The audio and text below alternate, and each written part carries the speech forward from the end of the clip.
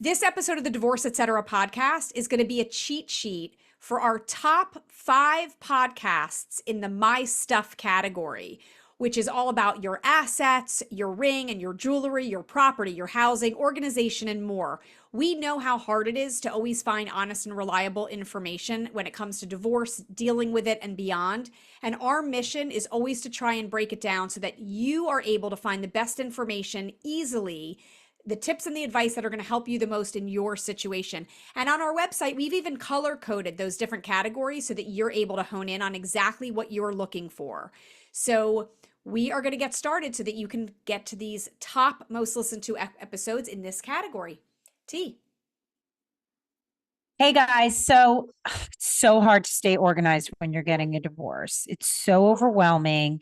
You have the lawyers telling you need all these papers, you have experts, plus your house is a mess. You're rummaging through things, and then you're trying to hide other things. So we're here to help you with all of it. One of our episodes, number 5 out of our top 5 most listened to within the category of My Stuff, are top tips for selling your home after divorce.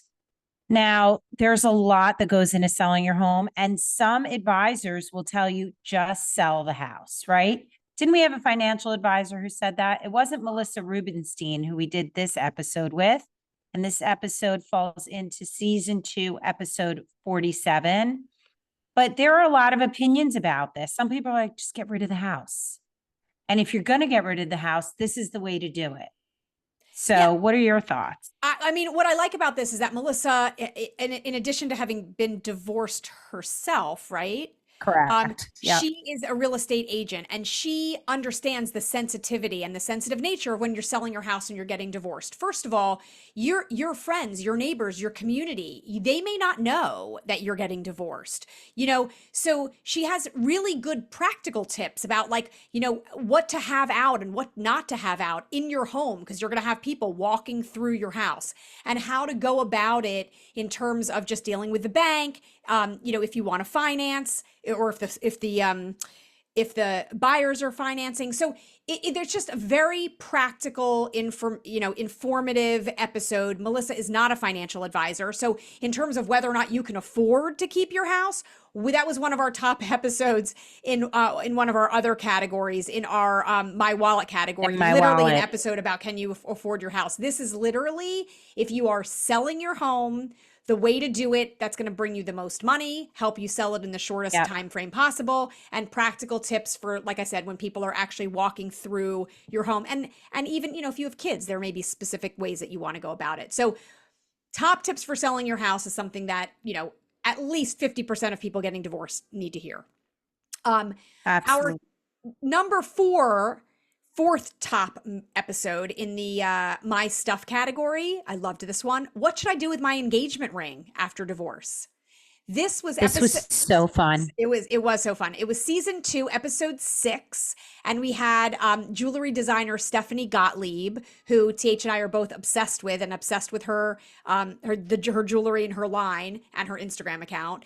And it was, look. What are your options? Obviously, a lot of people may sell their engagement rings after divorce. That is what TH and I both did. However, there are a lot of times where you want to keep it for one reason or another, and you just want to repurpose it, make it into a necklace, make it into, a pin, a brooch, part of a bracelet, into a ring that has numerous stones. Stephanie had amazing creative ideas. She is so great at this. She has so much experience doing this because, obviously this is her business, and it was just awesome to talk to her and hear about her great ideas for how you can repurpose your stone after divorce. She also had great suggestions about if you also have jewelry from your grandmother or a relative, and kind of combining what you have from your marriage with an older piece of jewelry and creating something completely new. And she also gave like fair pricing and how you sell your stone and stuff like that. But she has the most gorgeous jewelry ever. So, I'm not sure that that's in my budget, but it was very fun to talk about. And listen, I did sell mine, but I waited many, many, many, many years before I did sell it. And actually, I used it to fund our ex-experts business. So I waited to use it when I was ready to use it. So you're not in a rush unless you know, are strapped for money. I kept mine in a, you know, safety deposit box for a long time. Yeah. But this Just waiting episode for the right time. specifically was about like if you want to keep the stone and you want to convert it into a piece of jewelry that you Right, will be happy to wear and it won't be, you know, right. not thinking about it as your engagement ring. That's this episode is about that. How can you wear your ring in a different way? Your Yeah. stone in a different way. Okay, number 3, why you must have a new trust and estate plan post-divorce. This was with Laura Cowan, season 1, episode 12. I got to tell you, this is one of the things that people blow off. And along with this, I just want to side note it that if you haven't changed your health proxy yet, do it like yesterday. Um, but new trust and estate plan. And I think one of my top questions to her was, you know, I don't have a lot of money. I don't have an estate. Like an estate's like a huge property and like expensive things. And that's not what an estate is. It's if you own any assets, like anything, like a TV, like your furniture, like your house. So don't be fooled by the word estate, but you do need an estate plan and you do need a new trust. That's with your will. That's with whatever you have, who the beneficiaries are. This is something that should not be ignored, but seems to be, right? Yeah, and also, I mean, look, this is what Laura does. She's a lawyer. She does trust and estates all the time, and she has really also great practical tips on how you can bequeath your items, Ooh, that your was a big word. assets to your kids or whoever, you know, without them getting like hit with huge taxes on it also. So it Right. even like to TH's point, even if you don't have a lot of assets or you don't have what you would consider to be an estate, you need a lawyer who's going to help you put those things into a trust, which can then disperse it to your beneficiaries. It all sounds a little bit legalese and a little bit complicated. It's not complicated. Laura is amazing. We have also done a lot with Yeah. her through Ex Experts and the Divorce, etc. podcast. She explains things really easily. She answers your questions. She's very patient. She takes you through it step by step. So we love her, and this is definitely something you need to do sooner rather than later, because guess what? Otherwise, guys, all your stuff is still going to go to your ex. And that just may not be what you Yep. want anymore after the divorce. So definitely a step you have to take.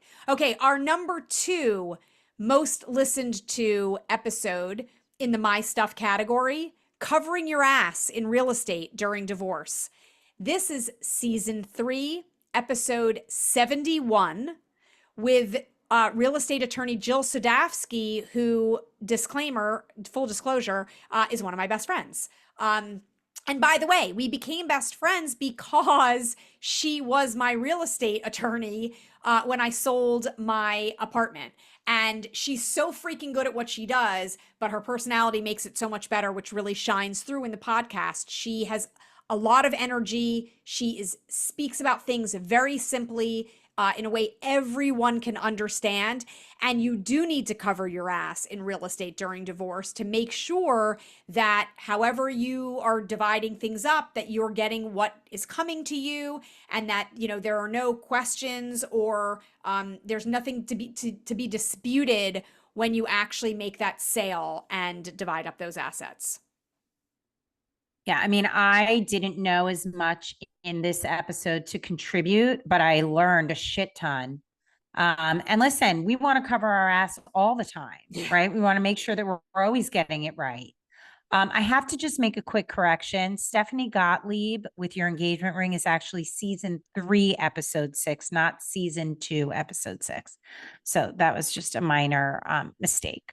Okay, number 1, organizing your life for divorce. Simply Be Organized founder Laurie. How do I say your last name? Allow. Palau, season 3, episode 12. We have done a few different episodes with her.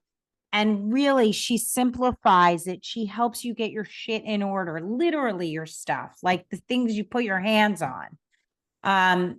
And this is so important because the more organized you are, the less stress you will have. Nobody wants to do the organizing. It's not fun. So get a glass of wine, or get a soda, get some snacks, blast your music, and get organized for divorce. Organizing your paperwork, your files, inquiries, whatever calls you have to make, and in your own home, organizing all of your, you know, All of your I mean, stuff. all I your mean, stuff. yeah, she like Yeah. helps you decide how to purge, what to purge, how to be able, it's such a daunting task. If you're the one who's going to be moving out, or even if you're the one keeping your home, but you want to move all their stuff out and have a clean break, just a fresh start in your home. Yep. She helps you Yep. how to divide up your piles and what to do and how to be able to get rid of it. She helps you organize your calendar. Every Yeah. aspect of your life that could be organized is an area that Laurie can help you organize. I mean, she's organizing shit you didn't even know needed to be organized. So Right. it's a Right. great episode. She's also totally fun, and she is able to talk us through this very like daunting um phase in a way that's still entertaining and easy. She gives you like bite-sized pieces of little jobs to do so that you can get through it all and it's not so overwhelming.